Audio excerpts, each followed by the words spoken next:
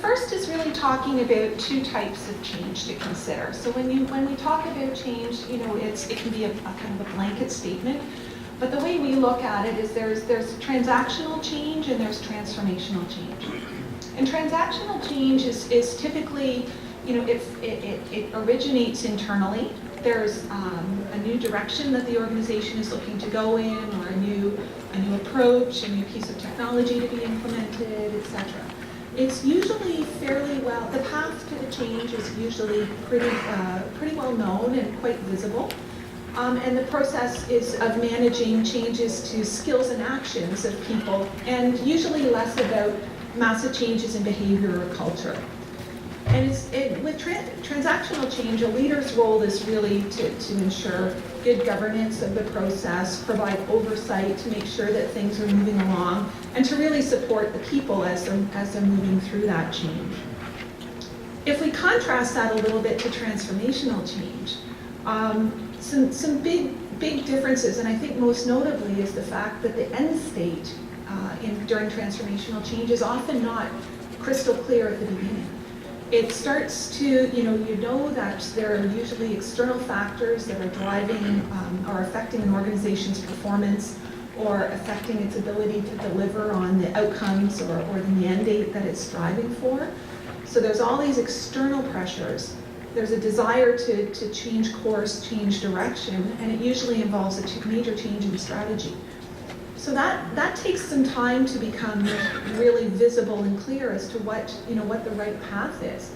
And usually there's some alternatives that get sort of examined in the early days. And then it's once alternatives are selected and things start to become clear. But in the beginning of the transformational journey, and I'm sure Chris will talk about that, it's not always crystal clear where we're going. And that requires a very different type of leadership than transactional change.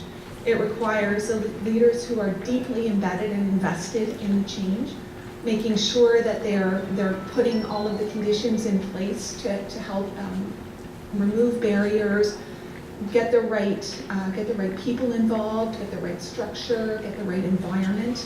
And they stay very involved throughout the change. It's not just one of a list of 50 things that they're working on. They're actively engaged day in and day out in helping that change move forward. Research has shown us, and I'm sure you've all seen this, change is hard. It's really hard.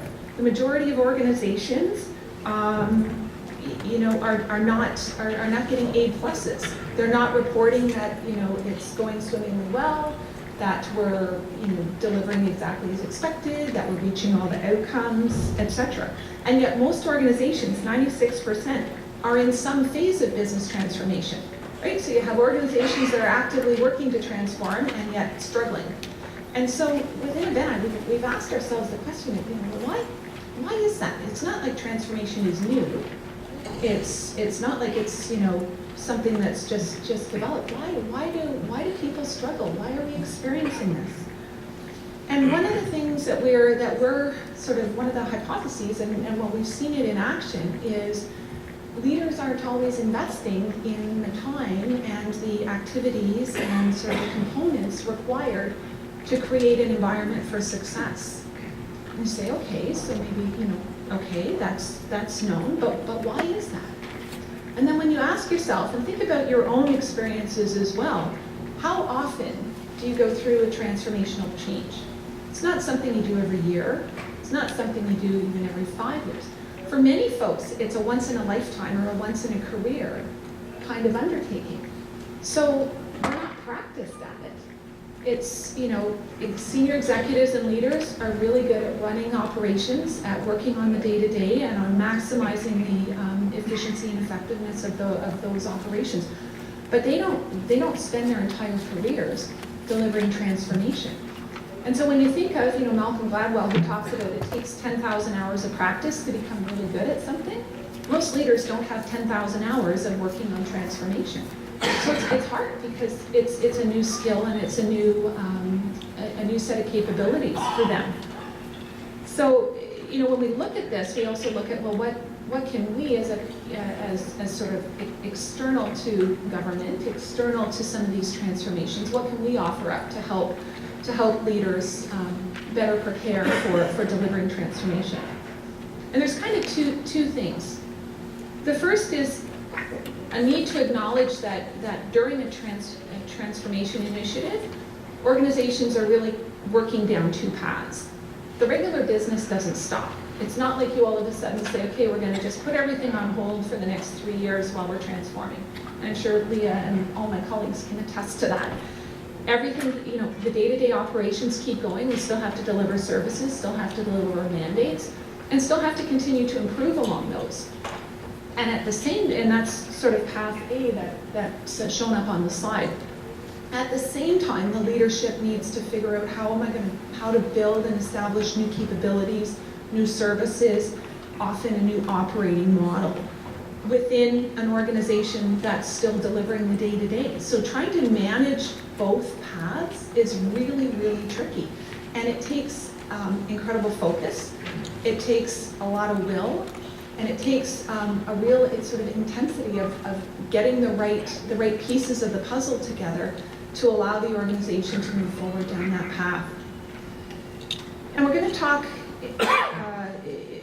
we within Aveni like to look to the winning conditions. We basically identified what we call 8 winning conditions that we encourage leaders and leaders at all levels to be aware of and to sort of check in on in terms of how prepared and how well or structured they are in terms of moving forward with the transformation.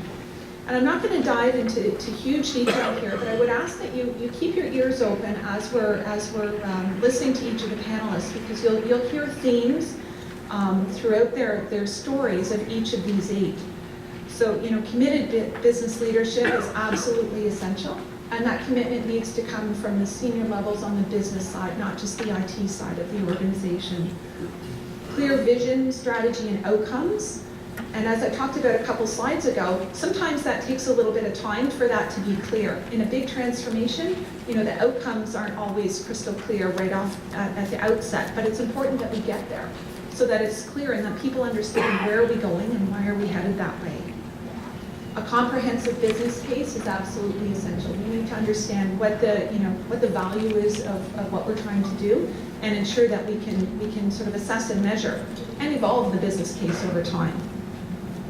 And then we've got sort of what you would expect to see: effective governance, the right people, skills, and partnerships. And I'm going to underline the word partnerships there because it's really important that as we're working through transformation, we look at the entire part of the organization, not just who might be within the walls, but also what supply arrangements, what partners, what sort of collaborators might be helpful to move that forward. Effective measurement and rewards. And again, I'm going to underline rewards there. The right incentives, the right sort of alignment of measures and performance is really important. If we're trying to change in one direction and yet we're incenting and rewarding in an old direction, we're misaligned. And finally, rigorous project management. And underpinning all of this is an investment in culture and organizational change management.